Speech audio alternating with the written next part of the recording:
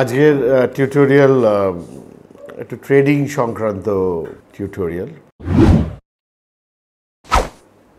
Trading মানে শেয়ারটা যদি হাতে থাকে, আগে থেকে কেনা থাকে, অনেক অনেক দিন পাওয়া যায় যেগুলো সেদিন বেচে সম্ভবত তলার দাম পাওয়া যায় এবং সেখানে আবার সেটাকে কিনে নেওয়া হয়।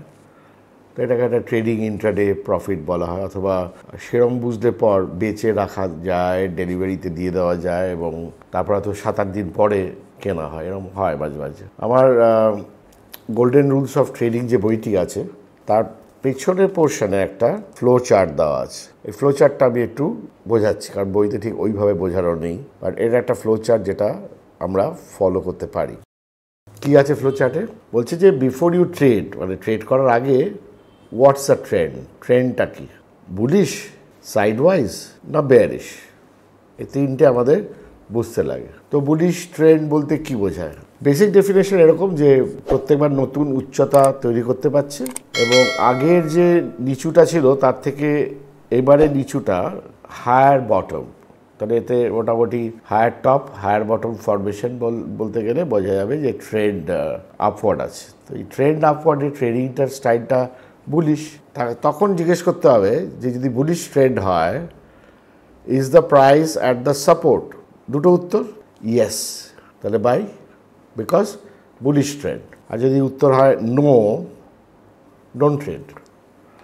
তার মানে প্রথমে কি হচ্ছে, আমরা ট্রেন্ডটা বোঝার চেষ্টা করছি। বুলিশ ট্রেন্ড হলে পর আমরা সাধারণত কিনলে পর ওপরে বিক্রি হওয়ার সুযোগটা পাবে। এছাড়াও বইতে অনেক রকম ইন্ট্রাডে ট্রেডিংয়ের রুলস লেখা আছে, সেটা অন্য কথা, বাট আমি আগে স্ট্রাকচারটা একটু আজকে আলোচনা করে দিচ্ছি, যাতে স্ট্রাকচারটা মাথায় না রাখলে পর কী হয়, ট্রেডিংটা খুব একটা ভালো হয়ে ওঠে না। স্ট্রাকচার বলতে যেটা বললাম যে বুলিশ যদি স্ট্রাকচার হয়, বেশিরভাগ সময় কিনলে পর ওপরে উতরে যাবে এবং এই বেশিরভাগ সময় যে কেনাটা সেটা সাপোর্টের কাছে কিনলে বুলিশ ট্রেন্ডে ওটা ওপরের দিকে চলে যাবে। দিনের দিন নাও যেতে পারে, 2 দিন পরে যাবে, 3 দিন পরে যাবে। এটা একটা nature of trading. Nature of ট্রেডিংটা বুঝতে লাগে। জাস্ট আমি ট্রেডিং করব, ধুম করে কিনে নেবো, ধুম করে বেচে দেবো, ওরকম করলে তো যে সঠিক ব্যাপারটা হয় না। বিপদ হয় অ্যাজ পার দিস চার্ট যে সাইড ওয়াইজ মুভমেন্ট করছে, সাইড ওয়াইজ মতলব একবার একটু এরম যায়, এরম আসে, এরম যায়, এরম আসে, মানে ঠিক কোনো ট্রেন্ড নেই। তো সেখানে এই ট্রেডিং ফ্লো চার্ট বলছে ওয়েট ফর আ ব্রেকআউট, অর্থাৎ একটা ট্রেন্ড ধরতে দাও, সে যেদিকেই হোক, ওপরের দিকে হলে পর ব্রেকআউট হলো, নিচের দিকে হলে পর ব্রেকডাউন হলো। একবার ব্রেকআউট কিংবা ব্রেকডাউন হলে পর একটা ট্রেন্ড তৈরি হয়ে যায়। আবার সেই যে এক্ষুনি ডেফিনেশনটা করছিলাম সেই অনুযায়ী আমরা সেটাকে ট্রেড করতে পারি। থার্ডটা বলছে যে বেয়ারিশ ট্রেন্ড, অর্থাৎ কারেক্টিভ ট্রেন্ড। তাহলে প্রশ্ন থাকবে, is the price at resistance, মানে ধাক্কার জায়গায়? যদি ইয়েস হয় তাহলে সেল, আর যদি নো হয় ডোন্ট ট্রেড। তো এখান থেকে এটা বুঝতে হবে যে কিছু কিছু সময় ট্রেড না করাটাই একটা ট্রেড ইটসেলফ। তো আমাদের কী হয়, অভ্যেসবশত ট্রেড করার সারাক্ষণ ইচ্ছে জেগে থাকে, সোমবার থেকে শুক্রবার যেদিন শেয়ার বাজার চলে। তো আমরা কিন্তু এইগুলোকে ফলো করি না। কারেক্টিভ ট্রেন্ড মানে বেয়ারিশ, মানে নিচের দিকে যাচ্ছে, তার মধ্যে কোথাও না কোথাও সাপোর্ট টাপোর্ট খুঁজে পাবে, ধাম করে একটু ওখান থেকে বেড়ে যাবে। এই যে বেড়ে যায়, সেখানে এই যেহেতু ডাউনওয়ার্ড ট্রেন্ড, এখানে রেজিস্ট্যান্সটাকে ব্যবহার করে বেচে খেলার হচ্ছে রুলস অফ গোল্ডেন মানে ট্রেডিং। এখন সেই স্ট্রাকচারটা বুঝতে হবে। আমরা বিভিন্ন সময় মার্কেটের কিংবা স্টকের বিভিন্ন রকম কি বলবো ট্রেন্ড ধরতে পারি। তো ট্রেন্ডটা সাধারণভাবে ধরা যেটা হয় সেটা হচ্ছে যে ট্রেডিং পয়েন্ট অফ ভিউ থেকে, যে শেয়ারের দাম 20 ডেজ মুভিং অ্যাভারেজের ওপর কিংবা 50 ডেজ মুভিং অ্যাভারেজের ওপর কিংবা 100 ডেজ মুভিং অ্যাভারেজের ওপর, সেটাকে বুঝে নিয়ে আমরা দেখি যে বুলিশ ট্রেন্ড তৈরি হয়েছে কিনা। যদি না হয়, অর্থাৎ দাম যদি এই মুভিং অ্যাভারেজের ওপর না থাকে, তাহলে সেটা কারেক্টিভ ট্রেন্ড হয়ে যায়।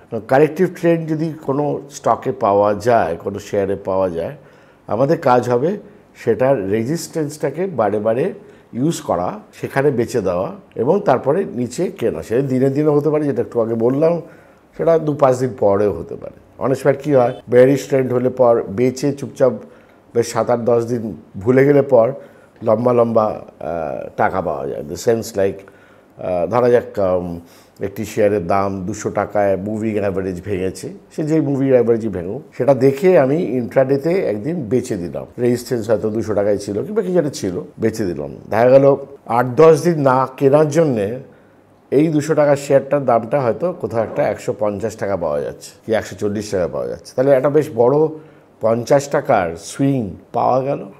এই সুইংটায় বড় টাকা পাওয়া যায়। আবার এটা হতে পারে যে দিনের দিন বেচে দিয়ে দিনের দিন কিনে নিলাম, আবার পরের দিন দেখে আবার বেচে দিলাম, সেটাও হতে পারে। বাট পয়েন্টটা হচ্ছে, যেটা আগে বলছি, যে এই যে ফ্লো চার্ট, এই ফ্লো চার্টটাকে ফলো করাটা খুব দরকার আছে। এটা বেশিরভাগ লোক করতে ভুলে যায়, আমি দেখেছি। সেটা ভুলে যাতে না যায় তাই জন্য আজকে ভিডিওটা বানাচ্ছি। নিজেরা ব্যাক টেস্টিং করো, ব্যাক টেস্টিং করার অনেক জায়গা আছে। যে আচ্ছা দেখি তো আমার যে শেয়ারটা কেনা আছে সেটা কীরকম কাজ করছে। দ্য সেন্স লাইক বেয়ারিশ ট্রেন্ডে বসে আছি না বুলিশ ট্রেন্ডে বসে আছি। অনেক সময় হয় যে আমি একটা শেয়ার কিনেছি ধরা যাক 250 টাকায়। এখন কেনার সময় ঠিক জানা ছিল না যে আমি নেগেটিভ ট্রেন্ডে কিনেছি, অর্থাৎ ট্রেন্ডটা নেগেটিভ হয়ে গেছে হয়তো কোথাও একটা 270-280, সেই আবার ঘুরে ফিরে মুভিং অ্যাভারেজ দেখে। আমি তো কিনে বসেছি 250, যেহেতু এটা ট্রেন্ডটা ডাউন, এ বারে বারে নিচের দিকে যাবে।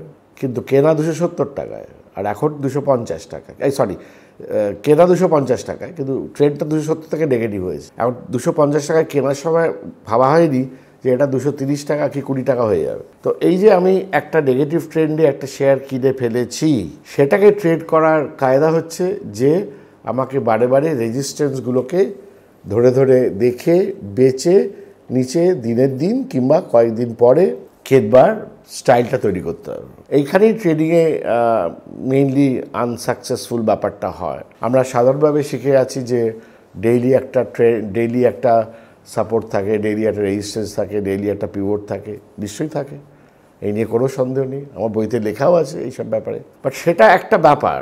এখন ধরা যাক নেগেটিভ ট্রেন্ড একটি শেয়ার আছে, তো তার রেজিস্ট্যান্সগুলো তো কাজ করবেই, আর পিভট ভাঙলে পর আরও কাজ করবে। দেখা যাবে যে এরা সাপোর্টটাও ভাঙছে, কারণ মেইন ট্রেন্ডটা নেগেটিভ। সো মেইন ট্রেন্ডটা সুপার ইম্পোজ করে ট্রেডিংটা করা উচিত। আবার উল্টো হতে পারে যে এটা একটা পজিটিভ ট্রেন্ডে আছে, বুলিশ ট্রেন্ডে আছে, সেই বুলিশ ট্রেন্ডে বেশিরভাগ সময় রেজিস্ট্যান্সগুলোকে ভেঙে বেরিয়ে যাবে ওপরের দিকে, সাপোর্টগুলো বেশিরভাগ সময় সাপোর্টটা নেবে। সুতরাং সেটা জানলে পর আমার কাজটা হচ্ছে, আমার তো কেনা আছেই, তা আমি কী করবো? অ্যাভয়েড করবো যে আমার তার তো কেনবার নেই, ওয়েট করবো কীরকমভাবে বাড়ছে। এবার রেজিস্ট্যান্সটা হয়তো ট্রাই করতে পারি, সেটা সাকসেস রেটটা একটু কম হবে, কারণ ব্যাপারটা মেইনলি বুলিশ ট্রেন্ড হয়ে আছে। এই বুলিশ আর বেয়ারিশ ব্যাপারটা বোঝার খুব দরকার আছে। সময় বিশেষে বিভিন্ন মার্কেট বুলিশ থাকে, মার্কেট বেয়ারিশ থাকে, মানে কারেক্টিভ থাকে, স্টক বুলিশ থাকে, স্টক কারেক্টিভ থাকে, সেক্টর বুলিশ থাকে, সেক্টর কারেক্টিভ থাকে, সেটা বুঝতে হবে। লেটস সে মেটাল সেক্টরটা বেয়ারিশ, সেখানে যদি পার্টিকুলার স্টকটা বুলিশ থাকে, ওর পারফরমেন্স উইল বি মিউটেড, ওর পারফরমেন্সটা কম হবে, কেন মেইন সেক্টরের ওপর চাপ আছে। সুতরাং সেই দিকেও ব্যাপারটা বুঝতে হবে। হয়তো দেখা গেল ব্যাঙ্কিং সেক্টর বেয়ারিশ, তার মধ্যে হয়তো কোনো একটি ব্যাঙ্ক বুলিশ দেখাচ্ছে, দেখাক, ও টিকতে পারবে না, ওর মধ্যে আবার প্রেশার এসে যাবে ধুম করে, অ্যাটলিস্ট ওপরের দাম টিকতে পারবে না, দিনের দিন ওপরের দাম তৈরি করে বারে বারে নিচের দিকে আসবে। এখন এইগুলো অবজারভেশনের ব্যাপার, ওভার দ্য টাইম অবজার্ভ করে করে এগুলোকে আয়ত্তে আনতে হবে। তার জন্যে যেটা করা উচিত আমার মতে, সেটা হচ্ছে অ্যাকচুয়াল বাজারে ট্রেডটা না করে মক ট্রেড করা উচিত, অর্থাৎ মিছি, অর্থাৎ কাগজে লিখে লিখে ট্রেডটা করা উচিত। তাতে কী হয়, জিনিসটা প্র্যাকটিস হয়ে যায়, যা হয় আর কি। যে কোনো বড়ো খেলার আগে তো আমাদের রিহার্সাল চলে, প্র্যাকটিস চলে, দিনের পর দিন প্র্যাকটিস চলে। একজন বোলার নেট প্র্যাকটিসে ব্যাটসম্যান ছাড়াই পর পর পর পর বোল করেই যাচ্ছে, হাত সেট করছে যে ডিস্টেন্সটা ঠিক আছে কি না, বলের স্পিডটা ঠিক আছে কি না। তো সে করতে তার নেট প্র্যাকটিসটা এইভাবে হচ্ছে। আবার একটা লোক ব্যাটসম্যান, সে সারাক্ষণ ওই নেট প্র্যাকটিসে বিভিন্ন বল পাচ্ছে, বিভিন্ন ছুঁড়ে ছুঁড়ে মারছে আর সেগুলোকে বিভিন্নভাবে স্ট্রোক করছে, এই করতে করতে হাতটা সেট হয়। তারপরে তো খেলার মাঠে যেটা করতে হবে সেটা করতে হবে। এটা প্র্যাকটিসের ব্যাপার। এবং এটা বলার বিষয়টা কারণটা ছিল যে আমার মনে হয় যে ট্রেডিং যারা করে তাদের এই সাবজেক্টটা মানে এই কনসেপ্টটা নিয়ে একটু মানে কনসেপ্ট হয়তো ক্লিয়ার একটু কম, খুব খুব লিমিটেড নিয়ম নিয়ে চলে। স্পেশালি যাদের কাছে শেয়ার অলরেডি আছে এবং সেই শেয়ারটা নেগেটিভ ট্রেন্ডে চলে গেছে, সেইখানে ব্যাপারটা ম্যানেজ করতে পারে না। বলে ঠিক আছে, আমার তো 270 টাকা কেনা আছে, থাকুক যখন হবে। এখন সেটা 250 থেকে 240, 30, 20, 210 আসছে, তার অ্যাডভান্টেজটা নিতে পারছে না এবং সেটাকে বাঁচাবার জন্যে ওর কাছে কোনো হাতে অস্ত্র নেই, এক্সেপ্ট দ্য ফ্যাক্ট দ্যাট বসে বসে দেখছে। এতে কী হয়, আটকে যায় এবং ট্রেডিং করার বিষয়বস্তুটি এক্স্যাক্টলি হাতের জিনিসটাকে ট্রেড করাটা হচ্ছে আসল। এখন যারা গেছে দেখতে হবে আবার ট্রেন্ড ইত্যাদি কী আছে, এবং ট্রেন্ড দেখাটা আজকাল অনেকেই শিখে গেছে। ট্রেন্ড নেগেটিভ না ট্রেন্ড পজিটিভ সবাই জানে, সুতরাং জানলে পর কাজটা কিভাবে করা উচিত সেটা নিয়ে একটা আলোচনা করেছি। এছাড়াও বইতে আবার আমার একটা চ্যাপ্টার আছে, অধ্যায় 8, 149 আমার সাথে ট্রেডিং বলে। এখানে বলছি আমি প্রত্যেক দিন ট্রেডিং করার সময় প্রতি 15 মিনিটে দাম ও ভলিউম লিখে লিখে ট্রেডিং করতে হবে। বেশি টার্মিনালের দিকে তাকিয়ে থাকবেন না, তাতে দামের ওঠানামাও আপনাকে নার্ভাস করে দেবে। স্টপটা দিয়ে রাখবেন। একসাথে 5-10টা শেয়ারে কাজ করবেন না, নিয়ম মেনে কিনে বা বেচে খেলবেন। যেখানে দেখবেন নিয়মে গোলমাল সেখানে ট্রেডিং করবেন না। ক্লিয়ার যেখানে ইন্ডিকেশন সেই ট্রেডগুলো নিতে হবে। এবার এখানে আমি বলছি বেশিরভাগ সময় হাতের শেয়ার বেচে খেলার ট্রেড নেবেন, যেটা একটু আগে বললাম, আর তাতে টেনশনটা কম। আর দিনের দিন বেচা শেয়ার নিচে কিনে নিলেই ইন্ট্রাডে হয়ে যাবে। ইন্ট্রাডের জন্য আলাদা করে কোনো পরিশ্রম করতে হবে না। এখন আপনার কাছে যদি অনেক শেয়ার থাকে তাহলে বিপদটা বেশি, মানে প্রশ্ন যে কোনটা ট্রেড করবেন। এই জন্যই খুব লিমিটেড হাতে গোনা 4-5টা শেয়ার নিয়ে কথা বলা হয়। যে কটা হাতে শেয়ার আছে সেগুলোকে ভালো করে তার দাম টামগুলো সব লিখে দেখবেন। এখানে বলে রেখেছিলাম প্রথম পর্যায়ে বিচ্ছি ট্রেডিং করবেন, অর্থাৎ মক ট্রেডিং। হিসেব লিখে রাখবেন যে এই পেপার ট্রেডিংয়ের ফলাফল কী, কিসে ভুল বা কিসে ঠিক। এতে প্র্যাকটিস আরও মজবুত হবে, তারপর কনফিডেন্স আসবে, তখন নয় মাঠে নামবেন। তো এখানে আমি যেটা বললাম প্র্যাকটিস করার ব্যাপারটা, সেটা বইতেও লেখা আছে। এগুলো ইম্পর্ট্যান্ট। বই যখন যে পড়ছে, কিন্তু অনেকে পড়ে ফেলেছে কিংবা যারা পড়বে তাদের জন্য একটা ব্যাকগ্রাউন্ড দিয়ে দিলাম যে আমাদের ট্রেডিংয়ের বিষয়টি সম্বন্ধে একদম লাস্ট পাতায় আমাদের ব্যাক কাভারে আমি একটা ফ্লো চার্ট দিয়ে রেখেছি এবং ফ্লো চার্টটাকে মন দিয়ে দেখবেন। এটাই ওভারঅল স্ট্রাকচার। এখন ফ্লো চার্টটা সবসময় যে ফলো হবে কিংবা ফলো করতে পারবেন সেরকম নয়। তার কারণটা হচ্ছে যে মাথা গুলিয়ে যায় আর কি, মাথা গুলিয়ে গেলে মুশকিল হয়ে যাবে দেখেছি। আর একটা জিনিস আছে সাইকোলজিক্যালি, সেটা হচ্ছে যেটা আমার কেনা আছে সকাল সকাল সেটার দাম কত রে, তারপরে হিসেব করবেন আরে দামটা তো কালকে থেকেও পড়ে গেছে। তখন রিয়েলাইজ করছেন না যে এটা নেগেটিভ ট্রেন্ডে ঢুকে গেছে বলেই কালকে থেকে দামটা আজ সকালে পড়ে আছে। এখন সেইখানে একটা চিন্তা যে আমার কেনা আছে অমুক জায়গায়, এখন দাম পড়ে গেছে, এখানে কি করি আর একটু কিনি ইত্যাদি চিন্তাভাবনা করতে গিয়ে সে অদ্ভুত ট্রেডিংটা হয় না। হয়তো অনেকে আবার আমি দেখেছি আন্দাজে একটু কিনে নেয়, আবার 2 টাকা বেড়ে গেলে পর বেচে দেয়, খুব আনন্দ পায় যে আমার তার যে ট্রেডিংটা হলো ভালো, 2 পয়সা পেলাম।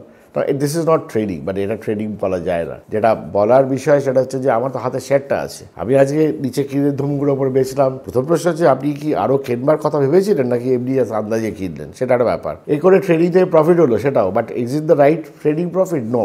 এটা নেগেটিভ ট্রেন্ডে আছে। নেগেটিভ ট্রেন্ডে থাকলে যেটা হয়, যেটা বারে বারে বেচতে পর নিচে কেনাটা অনেক বেশি এফেক্টিভ ট্রেডিং বলে মনে করা হচ্ছে, because as per the flow chart এইটাই হচ্ছে স্টাইল। এই দিকটা ডান দিকটা দেখবেন ফ্লো চার্টে যে ওই বেয়ারিশ হলে পর কি ফ্লো চার্টে বলেছে সেটা কাজটা করলে পর জিনিসটা খুব সুন্দর দাঁড়ায়। তো আগে স্ট্রাকচারটাকে ভালো করে মাথায় আয়ত্ত করে নিন। স্ট্রাকচারটা আয়ত্ত করলে পর জিনিসটা বোঝা যাবে যে আমার ট্রেডিং স্টাইলটা কী হবে। বিকজ ট্রেডিং স্টাইলটাই আমার ধারণা 80 থেকে 90% এফেক্টিভ। আন্দাজে একটা কিনে নিলাম, আন্দাজে বেচে দিলাম, ওটা তো ঠিক আছে, ফ্লুকে অনেক কিছু হয় মাঝে মাঝে, আমি বলছি না যে হয় না। কিংবা সামগ্রিকভাবে বাজার দেখছে পড়ছে তো দুম করে বেচে দিলাম, তাতে হয়তো 2 পয়সা এসে গেল, সে ঠিক আছে। এছাড়াও ট্রেডিং রুলসে অনেকগুলো আরও নিয়ম আছে, সেগুলো একটু দেখার। প্রবলেম হচ্ছে সবকটা নিয়ম তো মাথায় রেখে কাজ করা যায় না। কেন কোনটা কখন কাজে লাগাবো সেটা ওই বললাম প্র্যাকটিস করতে করতে ওটা চলে আসবে, প্র্যাকটিস করতে করতে চলে আসবে যে কোনটা কখন কী কাজে লাগাবো। যাকে যদি কলকাতা বইমেলাটা হয় তাহলে আমাদের স্টল থাকবে এবং এইসব বইটইগুলো থাকবে। বইমেলা যদি হয় বললাম এই জন্যে যে এই যদিটা অলওয়েজ রাখতেই হবে, কিছু জানা নেই, আমার জানা নেই অ্যাটলিস্ট। বাট ট্রেডিংয়ে যদি ব্যাপার নেই, ট্রেডিংয়ে জানা আছে কি করা উচিত, করা হয় না সেটা অন্য কথা, সেটা অ্যাবসলিউটলি অন্য কথা। সেটার জন্যই প্র্যাকটিসের কথাটা বলছি। করবার জন্যে প্র্যাকটিসটা করতে করতে প্র্যাকটিস করতে করতে একটা সময় you are fit for the market, fit for the field to play your game. এবং প্রাইস মুখ্য বিষয়, সবাই জানে শেয়ার বাজারে প্রাইস ওপর নিচ করে, এটা মুখ্য বিষয়। প্রাইস ওপর নিচ করলে পর কী করে করতে হয় সেটা আরেকটা বিষয়। সেটাই হচ্ছে ট্রেডিংয়ের বিষয়। এটাই এতক্ষণ ধরে বোঝাবার চেষ্টা করছিলাম যে সেটা হচ্ছে ট্রেডিংয়ের বিষয়। এছাড়াও সত্যি কথা বলতে ট্রেডিংয়ের জন্য একটু সাহস লাগে, অনেকের সাহসটা নেই। হাতে শেয়ার থাকলেও নেই, আর হাতে শেয়ার না থাকলেও নেই। আবার যারা একটু বেশি সাহস দেখিয়ে ফেলে তারা বিপদটা আরও বড় ডেকে আনে। বেশি কোয়ান্টিটিতে কাজ করলে পর আপনি সামলাতে পারবেন না। ট্রেডিংয়ের একটা মূল মন্ত্র হচ্ছে যে আমি 100-200 শেয়ার নিয়ে সামলাতে পারি, আমি 500 পারি না, তো ঠিক আছে পারি না, কিন্তু 100টা তো আমি করতে পারি। 100 করলে পর তো জিনিসটা কন্ট্রোলের মধ্যে থাকবে। তো সেটাও আমি দেখেছি, এটা যাকে বলে ওভার ট্রেডিংয়ের ব্যাপার। যে কোয়ান্টিটি 100 না হয় 5000 করে দিলাম, 1000 করে দিলাম, সাংঘাতিক ব্যাপার ট্যাপার করে। সাহসটা সৎসাহস হলে পর ভালো, নাহলে এরকম টাইপের সাহস দেখলে পর এত বড় টাকা চলে যেতে পারে, কথা নেই বার্তা নেই। সেটা খুব খুব মন খারাপ করার বিষয় হয়ে যায় ট্রেডিংয়ে। তো আজকের এই এডুকেশন ভিডিওটাতে আমরা বেসিক্যালি ট্রেডিংয়ের একটা স্ট্রাকচারাল চার্টের কথা বললাম, একটা ফ্লোয়ের কথা বললাম। স্ট্রাকচারাল ফ্লোটা বুঝতে লাগে ভীষণ ভালো করে, তাহলে ট্রেডিংটা এফেক্টিভ হয়। স্ট্রাকচারটা না বুঝলে পর জিনিসটা দাঁড়ায় না, আর জিনিসটাকে দাঁড় করানোটা হচ্ছে আসল কাজ, এবং that is professional expertise. Ultimately হয়তো ট্রেডিং ফর লিভিং হয়ে যেতে পারে, কোনো অসুবিধা নেই, মানে পেশাদারি ট্রেডার হয়ে গেলেও যেতে পারা প্র্যাকটিসের উপর নির্ভর করে। আর বইয়ে অনেক কিছু বিষয় আছে, সেগুলো ডিটেলসে দেখে নিলে আরও অনেকগুলো জিনিসপত্র বোঝা যাবে, সেটা অন্য কথা। সেটা আমার বই কেন, যাদের ট্রেডিং বিষয় বই আছে, এছাড়াও ইন্টারনেটে অনেক রকম জিনিসপত্র বলা থাকে, অনেক সব টিউটোরিয়ালস থাকে, সেগুলো অ্যাডিশনাল পাওনা, অ্যাডিশনাল বোঝা। বেসিক কনসেপ্টটাকে আগে ক্লিয়ার না করলে পর ওই কনসেপ্টগুলো কাজ করানো যাবে না। বাজার পড়লে পর আটকে ওঠা, বাজার বাড়লে পর উচ্ছ্বাস সে থাকবেই, এটা তো মানুষের সাইকোলজির ব্যাপার। সেই উচ্ছ্বাসের মধ্যেই যারা মানে চোস ট্রেডার, তারা সেই উচ্ছ্বাসটাকে বেচে নিচের দামে কিনে নেয়, আর যারা চোস ট্রেডার তারা ভয়ঙ্কর ভাবটাকে কিনে নিয়ে ওপরের দামে বেচে টাকা বানিয়ে বেরিয়ে যায়। তো সেটা তো প্রফেশনাল লেভেল যখন হবে তখন হবে। আপাতত প্র্যাকটিস লেভেল, আপাতত অধ্যয়ন লেভেল, আপাতত প্র্যাকটিস প্র্যাকটিস আর প্র্যাকটিস।